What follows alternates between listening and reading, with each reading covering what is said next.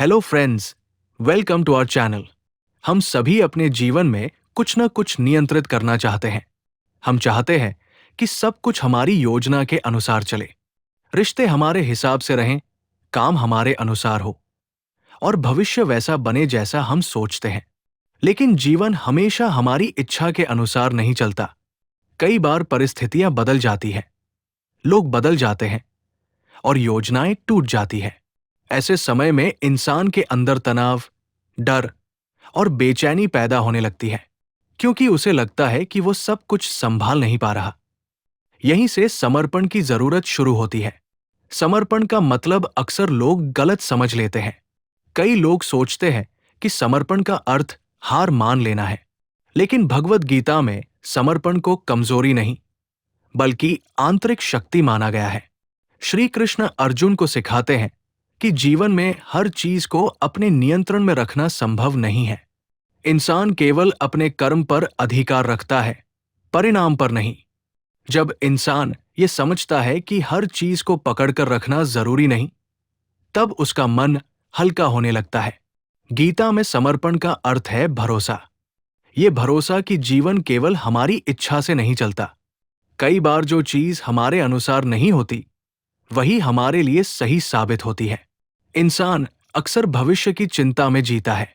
वो हर संभावना को नियंत्रित करना चाहता है, लेकिन जितना ज्यादा नियंत्रण की इच्छा होती है, उतनी ही ज्यादा बेचैनी बढ़ती है। समर्पण उस बेचैनी को धीरे धीरे कम करता है।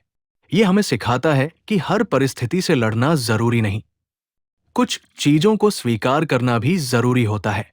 कल्पना कीजिए कि आप नदी में तैर रहे हैं। अगर आप पानी के खिलाफ पूरी ताकत से लड़ते रहेंगे तो जल्दी थक जाएंगे। लेकिन अगर आप पानी के प्रवाह को समझकर उसके साथ चलना सीख लें, तो यात्रा आसान हो जाती है। जीवन भी कुछ ऐसा ही है। जब इंसान हर परिस्थिति से लड़ना बंद करता है और उसे समझना शुरू करता है, तब उसका मन शांत होने लगता है। यही समर्पण की शक्ति है।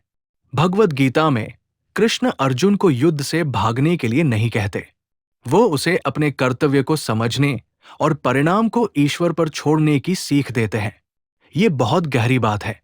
इसका मतलब ये नहीं कि इंसान प्रयास करना छोड़ दे, बल्कि इसका अर्थ है कि इंसान पूरी ईमानदारी से प्रयास करे, लेकिन परिणाम को लेकर खुद को परेशान न करे। यही मानसिक स्वतंत्रता मन को शांति देती है। समर्पण का संबंध विश्वास से भी जुड़ा है। जब इंसान हर चीज को अकेले संभालने की कोशिश करता है, तब वो थक जाता है। लेकिन जब वो ये स्वीकार करता है कि जीवन में कुछ चीजें उसके नियंत्रण से बाहर हैं, तब उसका तनाव कम होने लगता है। वो हर समय संघर्ष की स्थिति में नहीं रहता। धीरे धीरे उसके अंदर स्थिरता आने लगती है। कई बार इंसान अपने दर्द, असफलता या रिश्तों के टूटने को स्वीकार नहीं कर पाता। वो बार बार वही सवाल पूछता है कि ऐसा मेरे साथ ही क्यों हुआ। लेकिन समर्पण ये सिखाता है कि हर अनुभव जीवन का हिस्सा है। कुछ अनुभव हमें मजबूत बनाते हैं और कुछ हमें भीतर से बदलते हैं। जब इंसान विरोध छोड़कर स्वीकार करना सीखता है, तब उसके अंदर शांति जन्म लेने लगती है। समर्पण का अर्थ ये नहीं कि इंसान सपने देखना छोड़ दे। इसका अर्थ ये है कि वो अपनी पूरी कोशिश करे, लेकिन जीवन के प्रवाह पर भरोसा भी रखे। जब इंसान हर चीज को पकड़कर नहीं रखता, तब उसका मन डर से मुक्त होने लगता है। यही कारण है कि समर्पण को आध्यात्मिक शक्ति माना गया है।